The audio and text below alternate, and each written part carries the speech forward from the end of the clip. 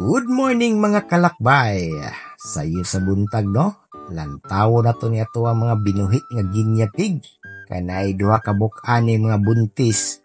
O first timer po ni nilang mga anak. Kay kagahapon manggod paglantaw na ko ni sa ilaha.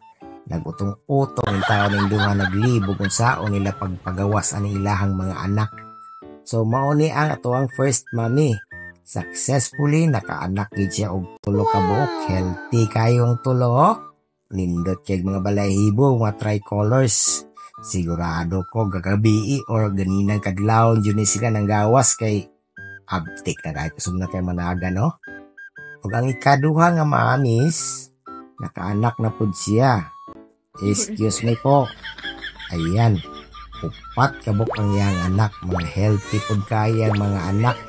Sigurado ko nagsabay ni Kutong kagabi o ganinang kadlaw ning duha kay parehas man nakaanak.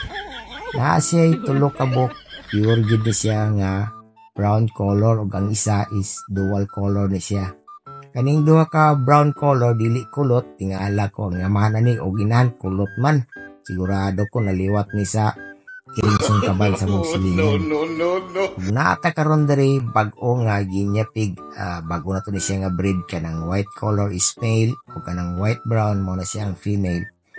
I-try na to ni siya og breed unta nindot ni siya og gawas ang ilahang mga anak ani. Kay kasagaran gid pangita sa to mga followers kaning mga kolora gid ilang gid pangita. Og natay katulong nga kulungan, mauna siya ang amahan atong upat kabuk nga mga cute babies. Pure brown color gyapon siya o kanang naglubog isa sa kilid. Pure brown po na siya. Buntis na siya. Expected na ko last week sa July o first week sa August na siya mga anak. Then ang atong ikaupat nga kulungan na diri nahimutang ang ato ang amahan atong tulo ka cute babies atong tricolors po niyang papaw as di kay barog ang papaw isog kay porma. O kaning duha ka buk naglubog mao gini siya to ang original nga mga ginya pig, mga female. Mao ni silang inahan sa ako ang mga ginya pig.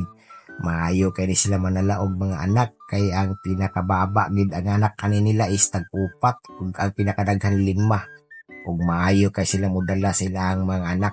So mao nang palangga kay nako na sila og dili gid ako na sila panghatag og dili ko na sila ibaligya. And then mag-update sa tuwang mga kulungan diri mga kalakbay.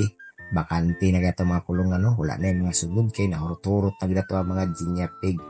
So mao lang to mga kalakbay og ayaw kalimot sa pag-follow sa akong Facebook page og sa akong YouTube account Lakbay New Vet ug pinduta ang subscribe button o ang notification bell aron makapalo ka sa akong sunod nga paglalakbay. Salamat!